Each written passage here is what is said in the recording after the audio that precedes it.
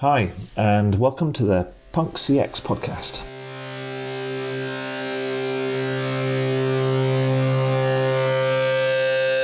My name is Adrian Swinscoe, and I'm an advisor, best-selling author, speaker, and general explorer when it comes to customer and employee experience.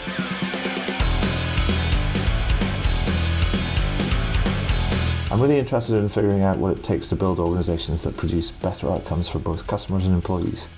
So with that in mind, I seek out and interview CEOs, entrepreneurs, business and tech leaders, authors and academics to uncover some clues about what it takes to build such an organization.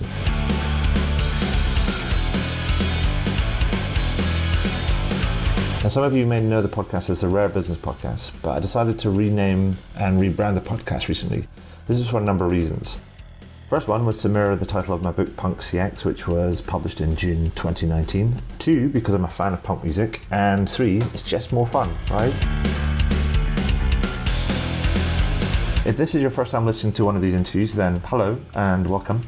Please do dive into the archives at adrianswinscoe.com, as I've now completed over 300 of these interviews in the last few years. If this is not your first time listening, then welcome back and thank you.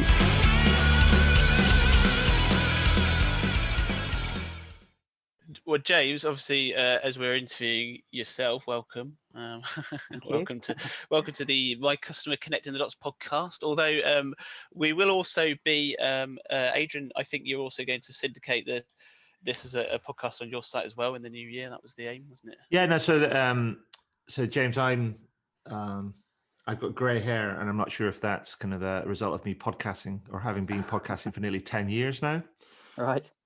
So I started mine in January 2011, and so in about 6 weeks' time, I'll have been at it for nearly 10 years. And because the idea behind the interviewing the winner of the CX Leader of the Year award.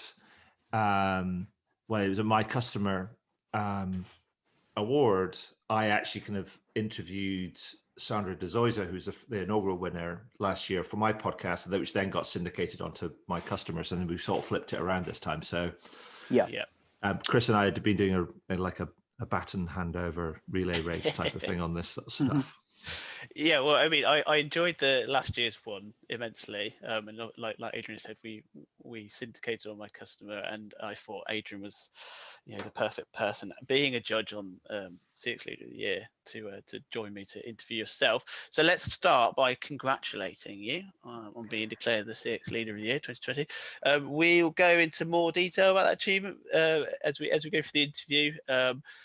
You've been introduced to Adrian, so that's great. And Adrian, as a bit of background, although I'm sure he'd be happy to expand on this, is a sort of trainer, mentor, consultant, author of two books on CX, 3 books. Right? 3 books: How to Wow, Punk CX, and one that's way back in the depths of kind of like archives of history. But it is kind of it was on so 3 books on the subject of service and experience over the course of the last sort of 10 years. Great. And a podcast host as well. Hence the reason we've got Adrian on today to help out with interviewing yourself. So let's go into discussing the award to kick things off, if that's okay. And you were one of, I think we had 103 CX professionals apply to this year's award, which was pretty staggering actually. Given the COVID situation and the sort of uncertainty surrounding work, I think that was we were sort of blown away by the response this year. And there was a lengthy shortlisting and judging process, and then you were declared the winner, and you were sort of truly deserving one too. I won't embarrass you by reading back some of the judges' feedback verbatim. Oh, you should. You should do that. Well, this is the plug to say people can do that by visiting mycustomer.com. Shameless. Absolutely, of course. But I think what stood out in your application was the sort of determination that you've shown. What is everyone in the UK, especially, and I'm sure globally, knows that the post office is a pretty complex, large, traditional organisation, and that's something we'll probably touch on a little bit later. But this sort of determination to drive customer experience as a discipline into the post office, take ownership for CX, and sort of try and make genuine changes there was what really stood out for us and the judges, I think. So I'm guessing you feel quite proud about some of the things you've achieved there, and was that part of the reason for applying for the award this year, or did you just want to showcase some of that achievement, or what were you trying to get out of the process? Yeah, well, yeah, all of those things really. I mean, the post office it's a vast organisation. It's got 11,500 branches, serving sort of 10.5 million customers a week, and you do have to be very resilient when you're talking about that kind of scale and you're trying to improve customer experience. So definitely you have to be in it for the long term. It's a long game to improve things, but also, we all know that if you improve things over the long term, then you get a more robust improvement of customer experience rather than short term, maybe tactical things. There's always some space for some short term tactical stuff, but on the whole, we want to improve robustly over a good long period of time. But yeah, we're all very proud of the impact that we have. Post offices sit at the heart of communities across the UK. Customers all feel like they own, and they do own, the post office. We're a public government owned organisation, and we're there empowering organisations and small businesses across the UK. So 99% of our branches, franchised branches, and so lots of teams across the UK that know their customers really intimately and really know the workings of their lives, and it all comes down to those relationships. So we wanted to try and showcase the things that we've been doing over the last 3 years or so to really get under the skin of customer experience, and how we can support our postmasters, who are the franchise holders effectively of our branches, and their teams. James, can I just kind of butt in and just sort of ask for clarity, because go for it. I know that this is going to be listened to by people in the UK, but as well as people in the UK, it'll be listened to people overseas, and also just for clarity, the people in the UK, is that, can you tell us what the post office does? Because it doesn't deliver mail, because it's all everything's been split up in the UK. So there's the Royal Mail and there's the post office and things. So just so we understand exactly kind of like the nature of the business, as it were. Yeah, absolutely. So April 2012, Post Office was part of Royal Mail Group, and we split at that point. So Post Office Limited became its own business, and to remain 100% government owned. And we entered into a long-term agreement with our partners, Royal Mail. We have the front end of mails, if you like, and everybody knows you come to the post office to send and receive mail. And then we hand the mail over to Royal Mail, who then distribute the mail and deliver the mail. And what that has enabled us to do is it enabled us to go a little bit our own way with our different products and services. So at that point, we also diversified out into financial services. So you can get a mortgage from the post office now. You can have a post office credit card, car insurance, home insurance, pet insurance, all sorts of things that we do alongside all the mails products you'd expect. And also, we're very strong in the travel market as well. Foreign currency is a very big thing for us with the post office, and travel insurance, passport check and send service, driving licenses, things like that as well. So a very varied product offering. I think over 170 products and services now we offer. Awesome. Thank you for that. I just think, I mean, it's sorry, Chris. It's like I think it's important just to kind of make that distinction, because things have changed, and sometimes people conflate the. It's easy to not to necessarily have kept up with all the different kind of changes, because people still kind of go, oh, it's a place where I can get mail or I have received mail, but they actually don't do the delivery of it all. Yeah, and it's a very different model to that a lot of other countries have as well. A lot of other countries still have the distribution network, the post people, and also the retail outlets, all under the same banner, the same company as well. Adrian, do you want to ask?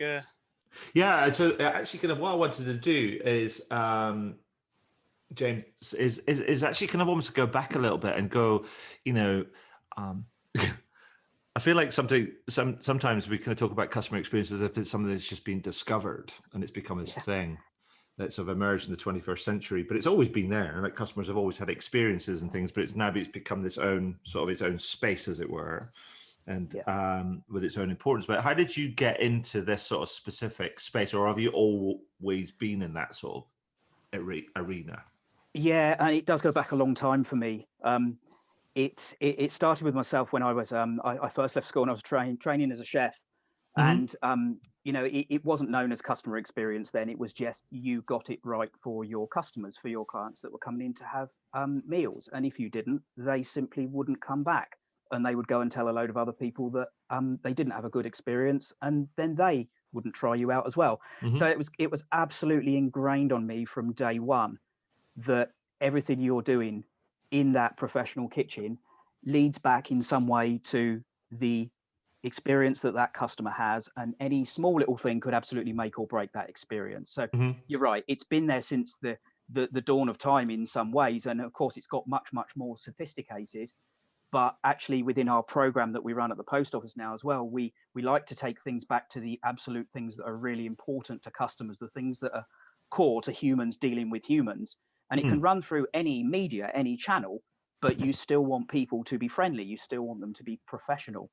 It's on what level you get that right for customers that tends to denote the how good the experience and the interaction is for Mhm. me. And so that's where we have the core of our program. Yeah, but it goes a long way back for me. And we were always taught to focus on every single little element of, say, a dish that you're putting together in the Yeah. catering world.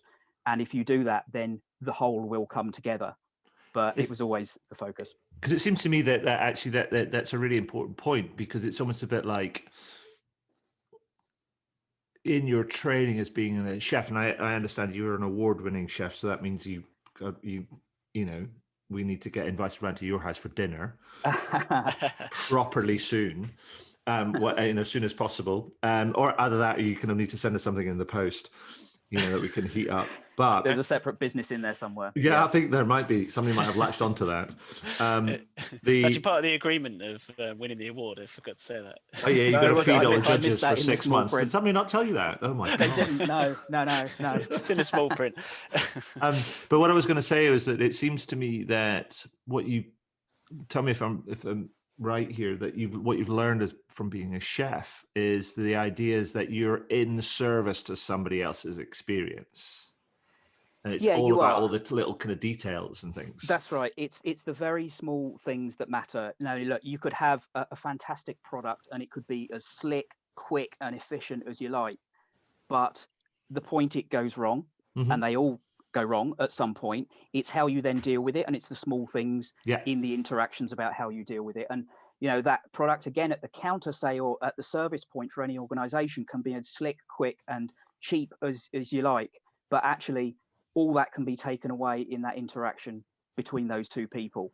And that product can be so good, but you will still go to someone else Yeah. after a few of those poor experiences. So yeah, it's having sight and understanding of the overall goal. I think that every little thing you do leads back to that. Was always and is really important to me. And do you think that's kind of like that's been a really important part of, and it sort of really informed your view, guy, because you've been involved in the doing of the do, right? Everything can starts and ends with you, particularly if you're in a kitchen. And does that really informed how you approach things and how you've, if you like, how you lead your teams and what you're kind of asking them to kind of aspire to? Yeah, it does. And it's, I try to put it into the program that we have, and I try to operate in that way. My customers that I have personally are the people that I deal with on a day-to-day basis. Mm-hmm. And I try to have exactly that same approach and exactly that same criteria that we would expect our teams in branches to behave in those certain ways with our end customer, let's say, our business to customer relationship. Mm-hmm. But all of those things work exactly the same for me. When I'm dealing with my colleagues and stakeholders in a more corporate environment, if I'm not friendly, if I'm not professional, if I haven't got the right levels of knowledge and I don't understand and take time to understand their point of view, their goals, then how can I possibly help them achieve those goals? And if I do that, then I will be able to get customer experience on their agenda, because they can then see customer experiences as an enabler, customer experience improvement as an enabler. And I think that's a really important point. See customer experience not as the end result. And it's often put next to sales or next to customer service and sales, but it's not. Customer experience is an enabler to the end result that you want, which is loyal customers, increased sales, revenue, whatever it is in your business. And that is what customer experience needs to be. It's not the end result. So I've always approached it like that, really. Awesome.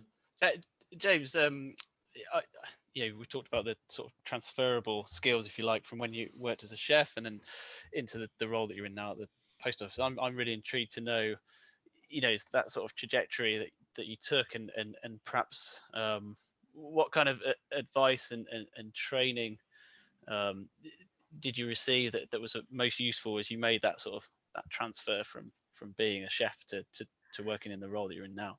Yeah, well, there was quite a bit between being a chef and working directly in customer experience as well. So I've worked in retail for a good number of years too. And it was that really that when you're working as a chef, you're absolutely head down on the things that we've discussed, on focusing on the small things and committing to every element of a dish that you're doing to do a really good job. But actually, when you come out of that environment, and I went across into food retail was the ideal move across then for me, because I could use some of the food knowledge and go across into food retail with Sainsbury's. And what I kind of started noticing there is that actually you've got lots of different departments across the store and across the areas and across the business. Actually, some are much more connected to their customer, and naturally they would be, because they are closer to their customer, and so you intrinsically understand your customers better. But actually that distance means that a lot of the decisions that can be made actually don't really take into account properly what the views of your frontline workers would be, and certainly what the views of your customers would be, because you're working off of data maybe to make those decisions. You don't get the qualitative side come through properly. So for me, I started to kind of realize that actually some of the back office teams, if we call them, within Sainsbury's and the retail environment, were actually quite disconnected from the customer, and they were much more task orientated and process orientated. And we know that process runs a very good supermarket, and that's what puts things on the shelf. But actually there's a lot more to take from customers. And as I worked with Sainsbury's and then later on with Woolworths as well, you could see that there was quite a bit of worth in being able to take the ethic of really connecting back office teams to the front line and to customers so that they get that understanding.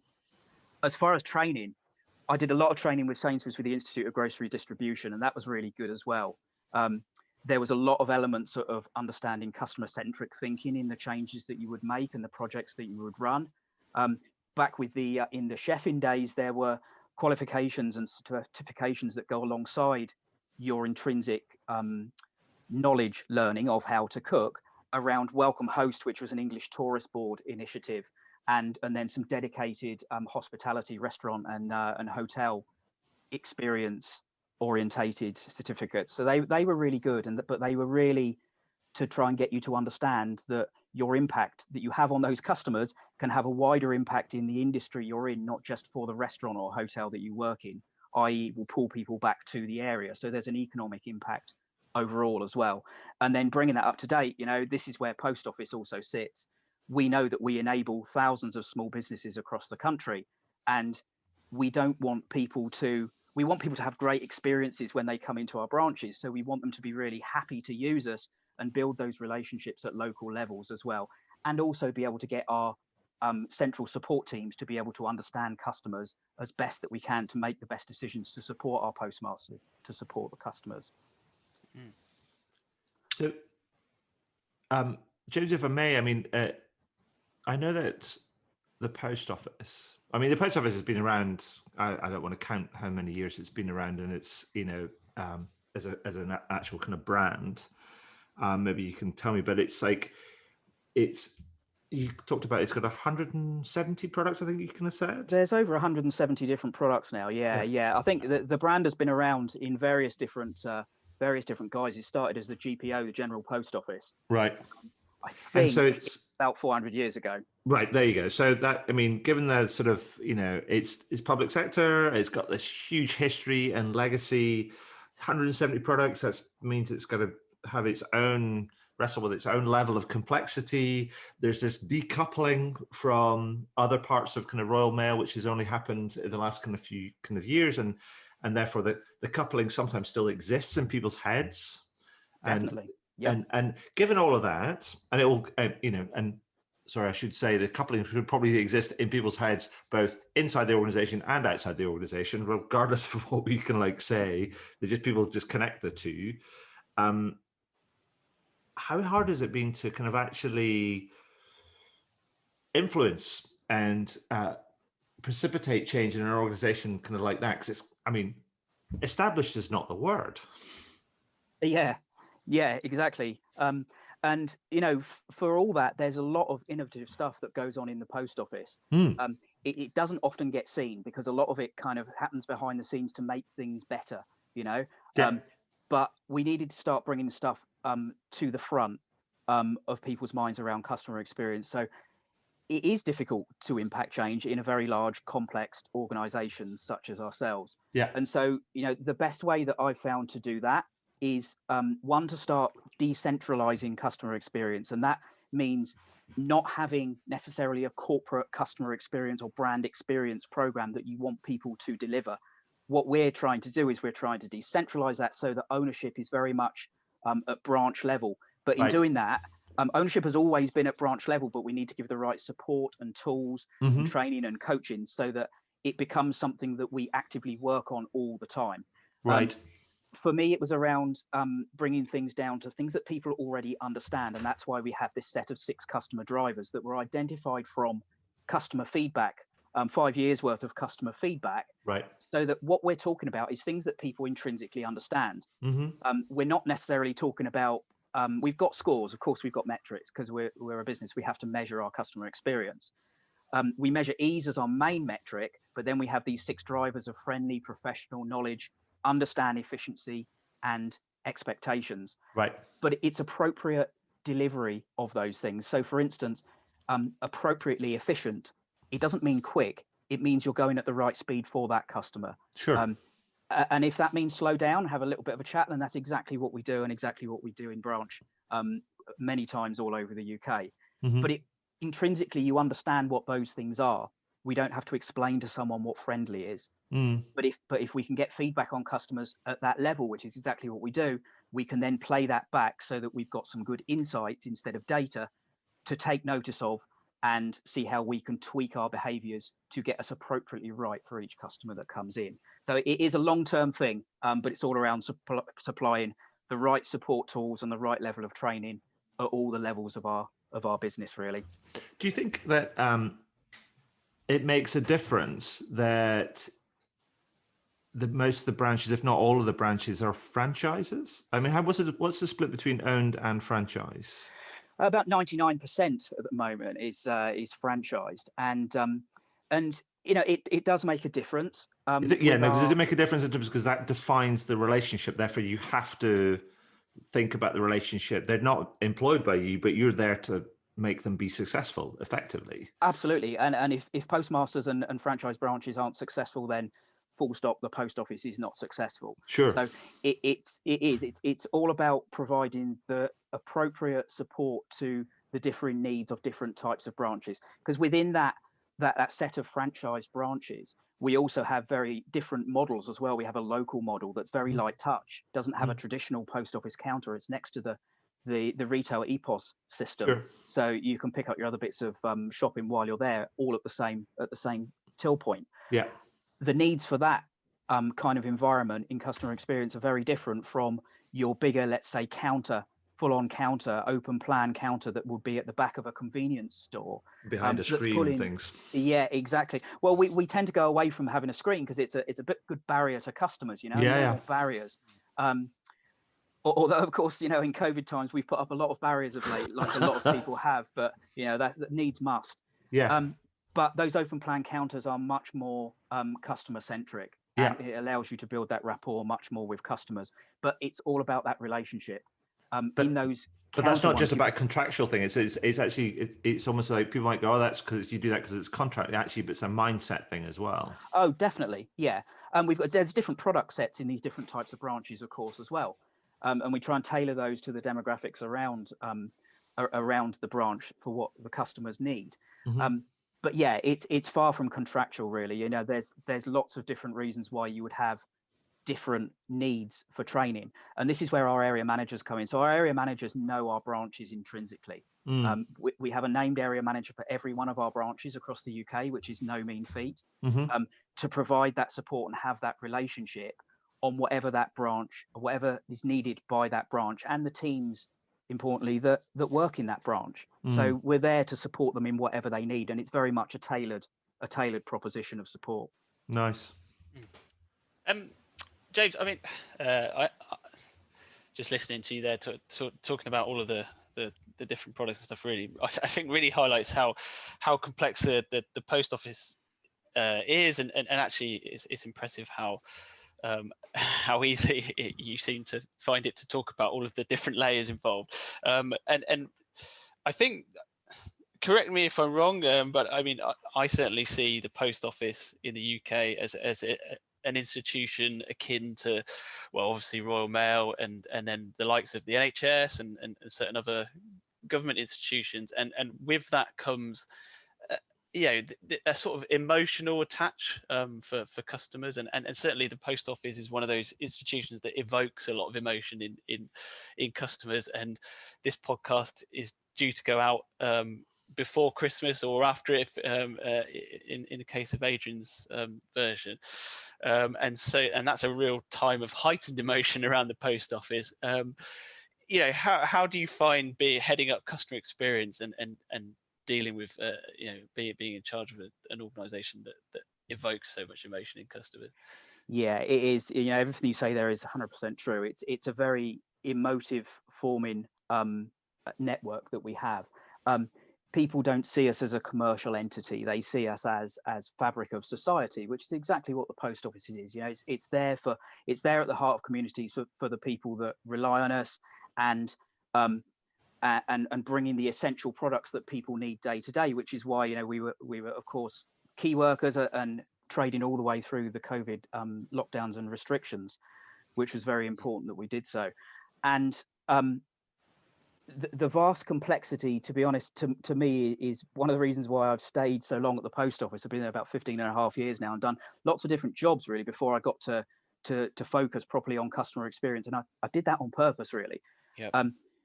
But emotions can run very high, and changes to post offices that we sometimes have to make across the country to keep post offices in local areas can provoke a lot of emotion within communities. And we take, of course, all of that extremely seriously, and any changes made to locations of post offices or anything like that are under strict public consultations. And we absolutely take notice of that, and sometimes change our ways that we need to do things because of what we hear in those consultations. But yeah, it's about listening to our customers. It's really, a lot of this comes back down to the same as any organization. It's about listening and understanding our customers, and we get a lot of that emotion, and we major on emotion as well within our Voice of the Customer programs. We ask customers about their emotion, and then we can match their different comments against that emotion so we can understand the feeling. And it's really interesting because we get so many, hundreds of thousands coming through of responses coming through our Voice of the Customer program. It really gives us a view, and you can feel that emotion, especially when you read the comments. Sometimes some very heartwarming stories, both very, very positive, and some that we need to take a look at and get under the skin of, which is what we do. Yeah, because I think emotional analysis is something I was going to ask. Was it is very on vogue at the moment, but I imagine there are certain organisations where that's ever more critical. In terms of the Voice of the Customer program that you mentioned there, how sort of new, if you like, is that understanding of the analysis of customer emotion, and how useful is it being to be able to sort of dig into that? It's an important thing for us. So we ask a lot of the usual questions, like lots of Voice of the Customer programs do, and we ask about emotion, but so we get a direct reply from the customer on were you delighted, satisfied, neutral, irritated, or disappointed. But then we run some pretty good text analytics on the free form verbatim comments that come back from customers, so that we can match that to topics that they're also talking about around keyword analysis. That allows us to really get under the skin of providing insights instead of data, because it means that we track this live all the time through our experience management platform. But we can see straight away if a topic is starting to trend up, and we can also see if the sentiment for how customers are talking about that topic is starting to trend up as well. And that enables us to really look and be able to look at that and take action quite quickly through our area managers and our regional managers, which makes up our field team, but also things like we have a customer and performance forum that we have every Tuesday, where all of our product heads come to that forum and we discuss lots of trading issues and trading changes that we need to make and how things are trading across our business, but also how customer is impacting from that emotion analysis on those different types of product. And we've got at the moment a couple of hundred different topics that we continually scan for across our verbatim comments so that we can pick these things up. That's absolutely fascinating, yeah. And it's always interesting to hear the scale of this. Can I ask something? Because it seems to me that we're recording this in November 2020, and it feels like there's an elephant in the room. And the elephant, I think, in the room is like, James, let's talk about COVID and the pandemic and how you've coped through all that and what's that meant for the kind of the program and everything else, because it's been a transformative time for most people, I think. Yeah. So it's accelerated. Have you got on, and what's happened? Yeah. Well, as I mentioned before, we've been trading throughout COVID, of course, because we provide those essential things that people need, those essential products. And it's been hard. Of course, it's been hard. It's been hard for absolutely everybody. And for our branch teams, I think they've done a fantastic job because they've kept our branches going, they've kept our branches open. And what we saw, if we look at our customer experience feedback through that time, not only did we see number of responses through our Voice of the Customer program absolutely skyrocket in the height of things, sometimes 3 or 4 times what we would normally expect, and we get a lot anyway. But also the emotion and the metric improvement that came back throughout that time absolutely shot up. And it was because customers were looking at this, and do you know what they were thinking? Yeah, it's going to be not very nice going out and doing anything. Yeah. Let alone going where I know there's going to be a lot of other people, which there are always in post offices doing their business daily. It's not going to be good. But when they got there, we had all the right things in place, and our teams were very sympathetic towards customers, and they did a fantastic job in staying open. Now, what we immediately identified that was going on, we added a 7th driver to our 6 drivers, right? Because we saw what customers through our trend analysis were talking about, and they were talking about what we term uppers keep me safe. And they wanted to actively see us keeping them safe. So we immediately added very quickly a topic onto our dashboards that our branches and area managers and regional managers and people in central support functions can see in real time, so that we could see what the sentiment was when people were talking about anything related to COVID, anything related to virus. Take out virus in terms of laptop, because of course people are posting laptops and things like that. So yeah. They talk about that kind of stuff. They give us real detail in our comments. It's really good. It allows us to take much more action, but it also gave us a great steer for our area managers to be able to talk to our branches and help and support them where they could see that customers were talking about the Keep Me Safe driver. So it was the feedback from customers that really made it for us and really helped us out. And the big steer that we gave to our field teams was actually, do you know what? Normally we're highlighting positive experiences, but of course we're looking for things that we can improve, and lots of programs always focus on that. But right now, forget numbers. Don't be talking about targets. Don't be talking about metrics and numbers. Talk about the great comments that are coming back from customers that are giving the positive stories back to the branch team, because that's what everyone needs at a time like this. You want to know that your customers really appreciate the effort that you're putting in. Yeah. Exactly what we saw and exactly what we did. So, that's where we majored, and it really worked for us. By the look of the feedback, it really worked for our customers as well. Cool. I mean, so I know that many people have had to do extra, additional, exceptional kind of things because of the circumstances. But do you think there's anything that you've you've had to do, or you've been able to, if you had to respond to, that you think actually, when things settle, I'm not going to say when they go back to normal, when things settle and we achieve another or a time of more stability, as it were, is there anything that you think that you go that you've learned out of this that's going to stick, that you'll be a permanent addition to kind of your approach, as it were? I think, and that's exactly how we term it, when things stabilize, because they'll stabilize into whatever they will stabilize into. Who knows? Who knows? But what we've seen over the time, as different restrictions get announced by the different leaders of the different parts of the UK, we can see things like emotion change and what have you, because we have such a read on the nation. But actually, like a lot of organizations, we've probably learned that we can do things faster than we've ever done them before. We've seen that we can innovate faster than we have before. I think we brought out 3 new products within the midst of the first lockdown, so that we could get cash to vulnerable people at home and deliver cash to them, cash checks on the same day for people that really need that sort of thing.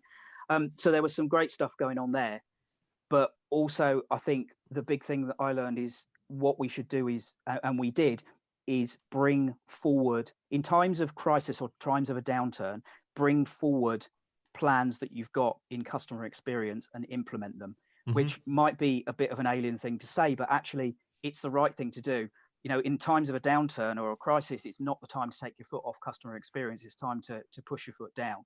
Yeah. And we brought forward a number of initiatives in that time and actually launched them to our company under the first lockdown, which was exactly the right thing to do, because that when you come out of lockdown, there's going to be a very big change in when people start to reorientate themselves before they then start to stabilize again. Yeah. And that has a big effect on customers' expectations as to when they're reorientating, exploring, or stabilizing. We just need to be so mindful of that. But yeah, I think we could do things quick, and we learned that, and we can do things really well and quick too. Excellent, thank you.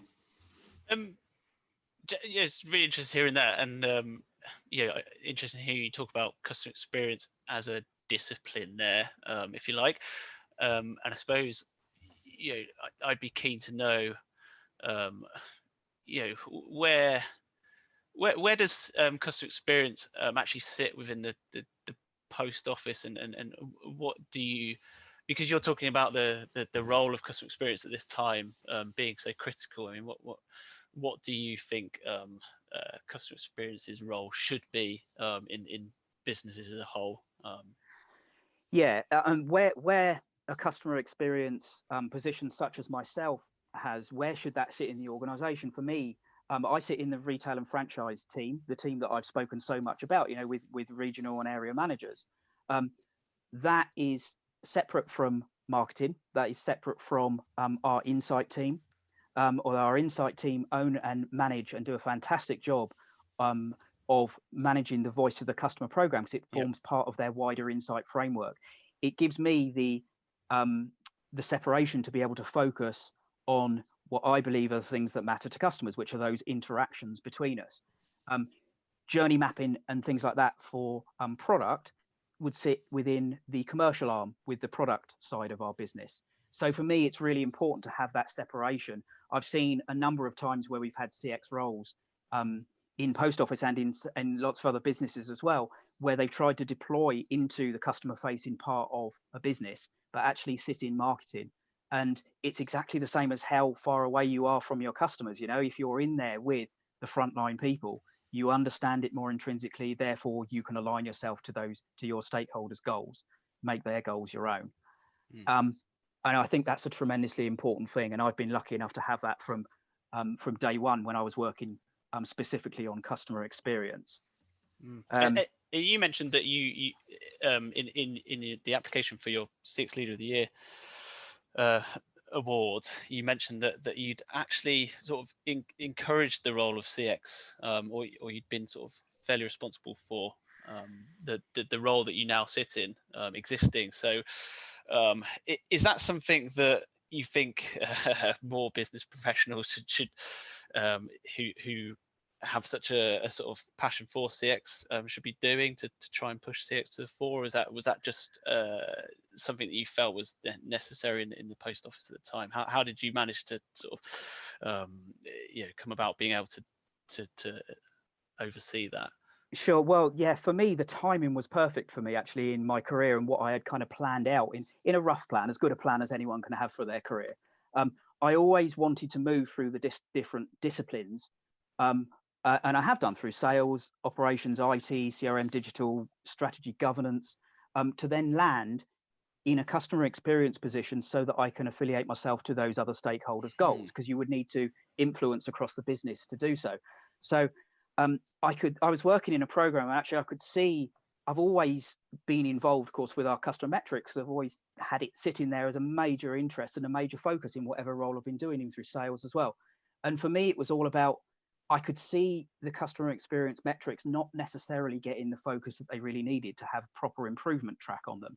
So yeah, I see nothing wrong with, actually, as an organization, if you can go to your organization, you see an opportunity that would benefit the organization, and you're passionate about that, and you think you can add value with that, I see no reason why you shouldn't put your hand up and say, do you know what, maybe we should think about doing this.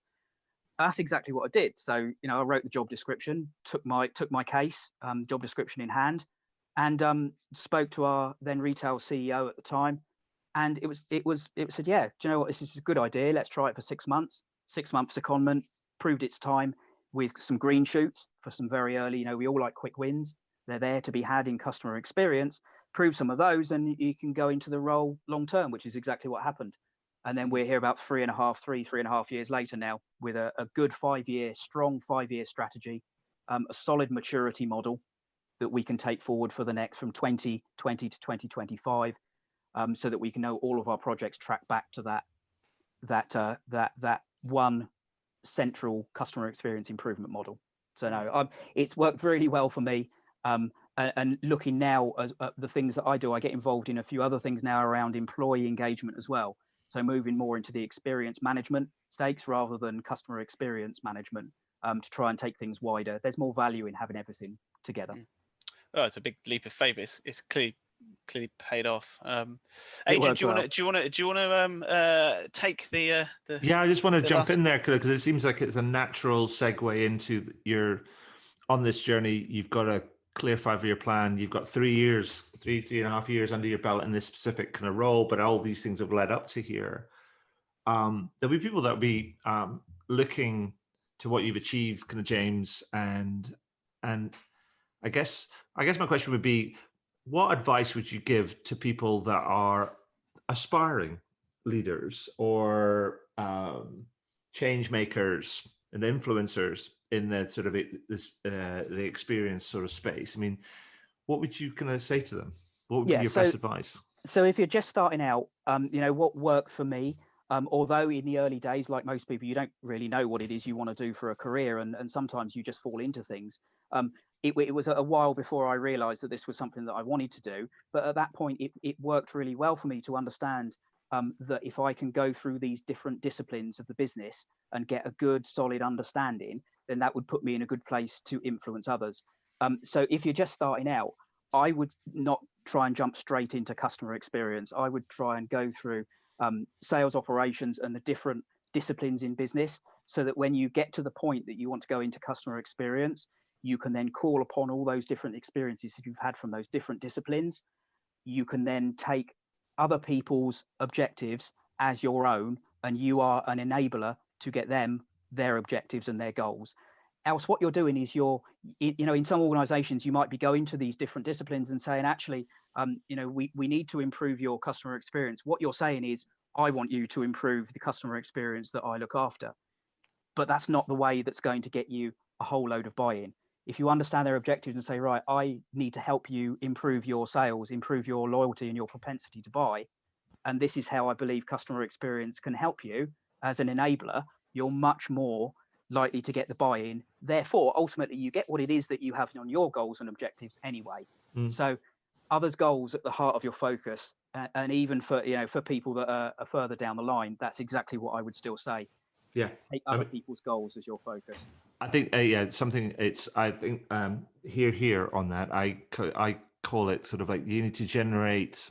It's not about doing stuff to people. It's about helping people be successful. And if you're new to a business, or it's a new discipline to a business, or a new mindset, you've got to start with this idea of creating organizational social capital before you can do anything. Yeah, and I think another thing I would say as well is it is easy when you get different jobs to do a couple of, say, visits to whatever might be the front line. Mhm. But that doesn't give you the understanding. That will give you a very brief overview of a snapshot in time. Mhm. And that's why I think there's just no substitute for having worked in the different parts. But I also realize that that's a long-term investment.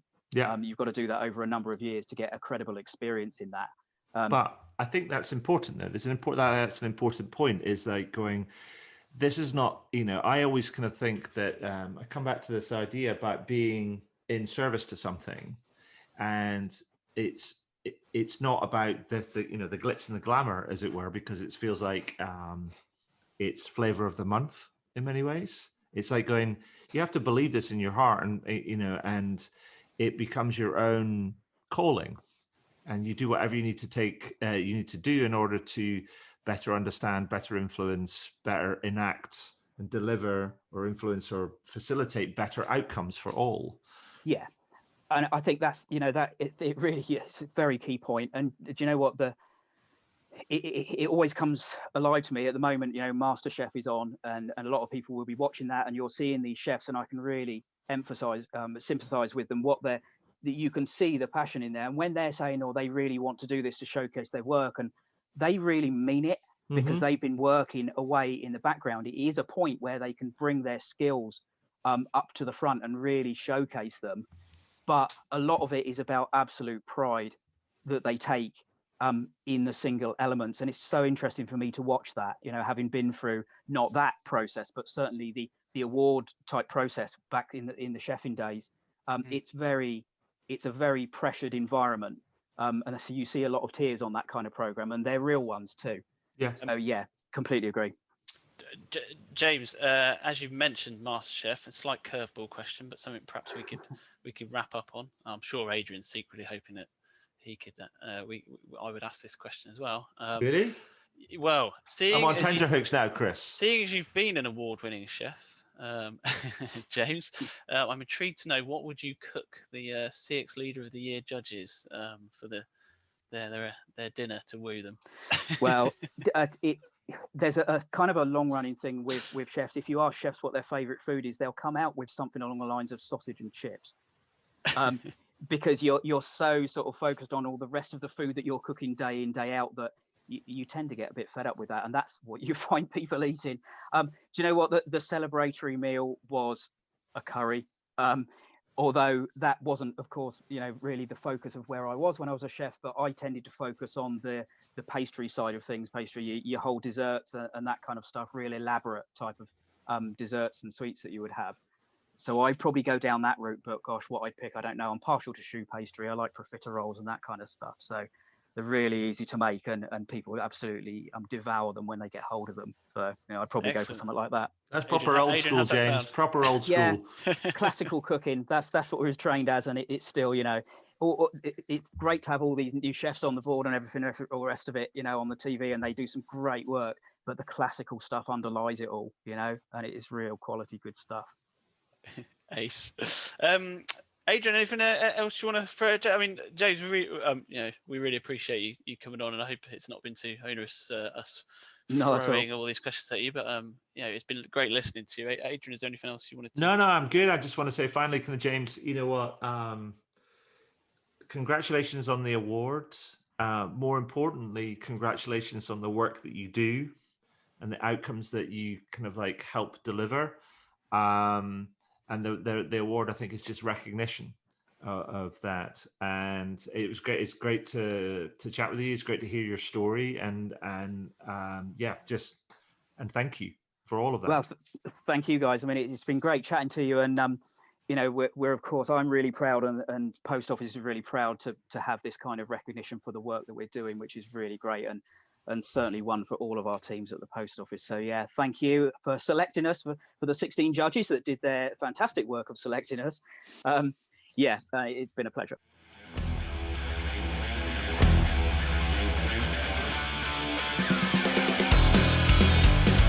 Well, that was cool. I hope you enjoyed it. I did, and I always do, actually, because I always learn something new when I speak to some of these amazing kind of people. And it's always something new that I can incorporate into my writing, speaking, workshops, and other sort of advisory work that I do.